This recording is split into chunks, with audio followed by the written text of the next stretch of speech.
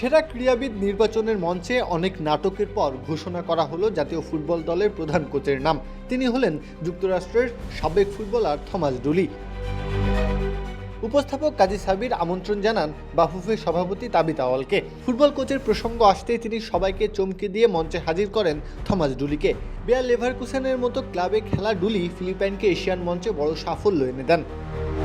Cool Perfume Deodorant Stick এর odor fighting formula দুর্গন্ধ দূর করে দেয় লং লাস্টিং ফ্রেশনেস 24 ঘন্টা পর্যন্ত।